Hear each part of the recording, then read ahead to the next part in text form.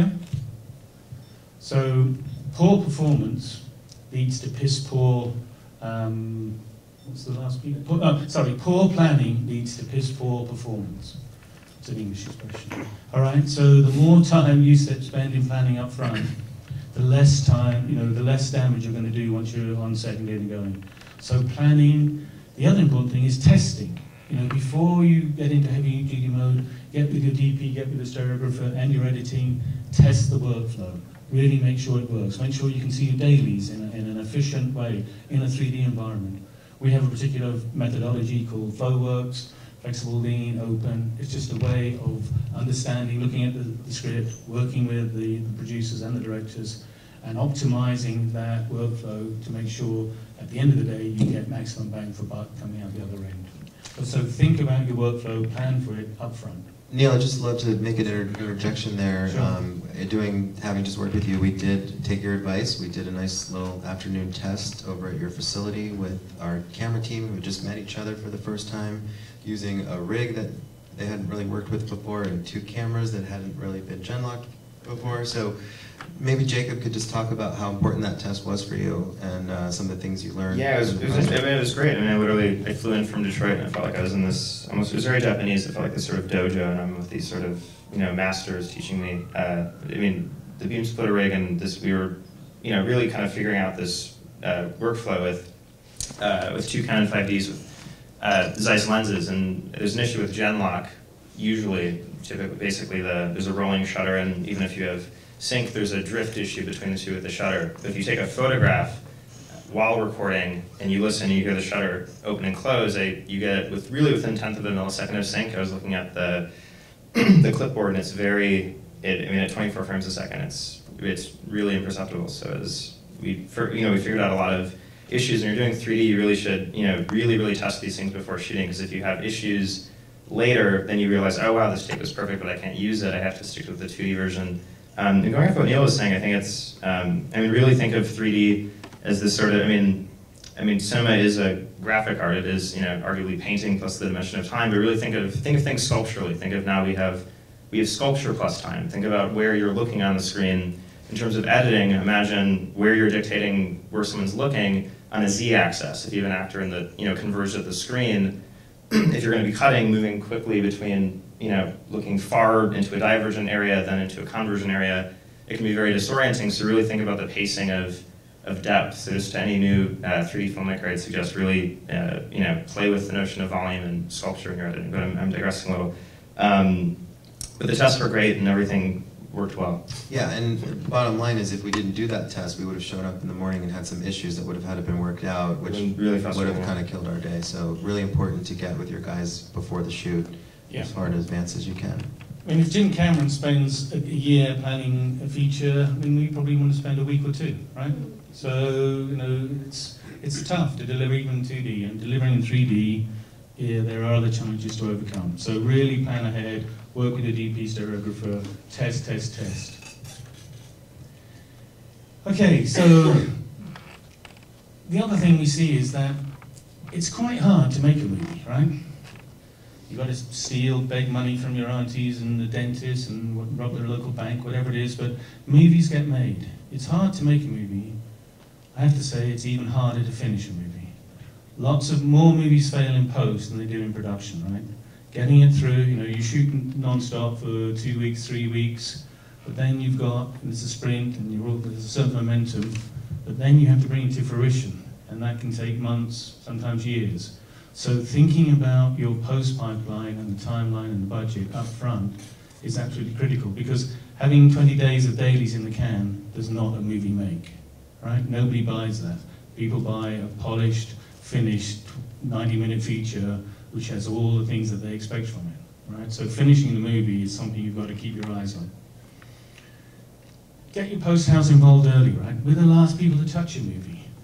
And yeah, sure, we like doing 911 jobs because we can charge you more. But if you come and see us up front and we sit with you, do your dailies, do your workflow, work with your editors, the VFX team, when it finally comes back to us and we do the online conform, the time code is all there. When we do, the sync between gen-lock between the left and right eyes.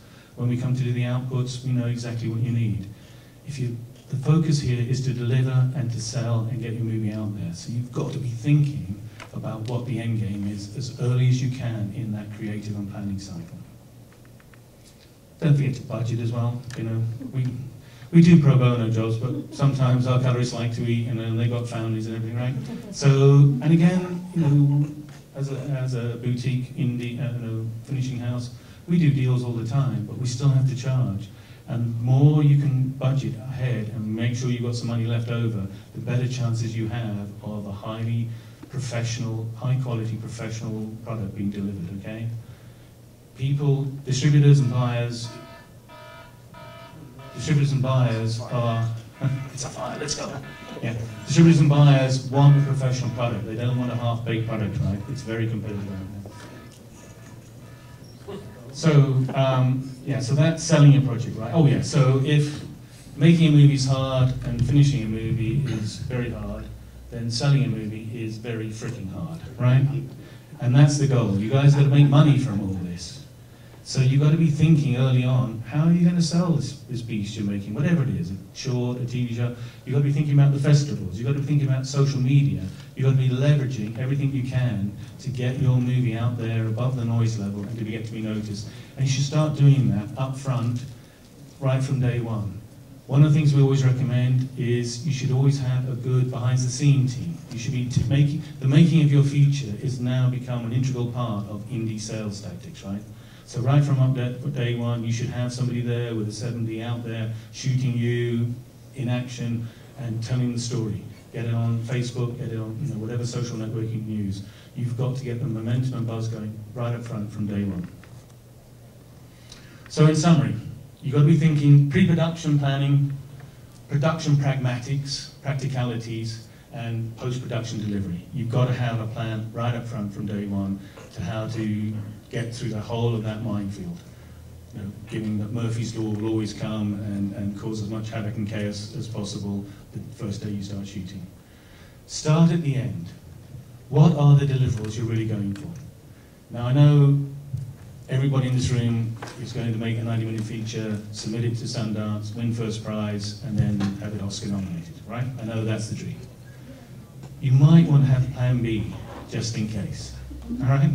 There are other forms of delivery. And actually we joke about this, but we worked on a feature last year which was shot for under $1 million. Ended up, it's a love story, shot on the Canon 70s, went to Sundance, got into US dramatic competition, 16 out of 1300 submissions, won first prize, screened on the first Saturday, got picked up by Paramount for $4 million, be in the theaters next week, we've just done the next month, we've just done the film house. So if you do have creative vision and you know how to tell a compelling story, you make it well, you've got good acting, you can sell, you can make movies at a decent budget, sell, go to Sundance, win first prize, and get picked up.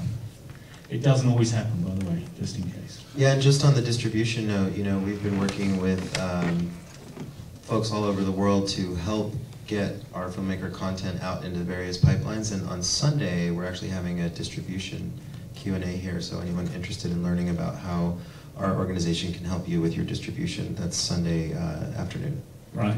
So you want people to see this movie. That means somebody's got to buy it, somebody's got to get it out of there. So work with them. So start at the end, think about your deliverables. If it's for the web, that means you can do it in a certain different kind of way. If it's going to be for Blu-ray, you can do it in a different kind of way. If it's going to be for DCP, you can do it in a certain kind of different way.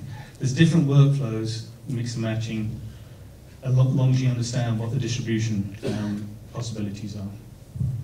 So, in summary, listen to what Chris said up front, right? Build an indie 3D community. Let's learn, teach everybody how to help each ourselves, because there's strength in that, and we can all, there's a ton of stuff to learn. Nobody knows everything about 3D, absolutely not. At the end of the day, content is king, right? Story, content, never mind the 3D enough. Well, they say, what is it? 2D content is king and 3D content is the emperor? Yes, that's exactly right.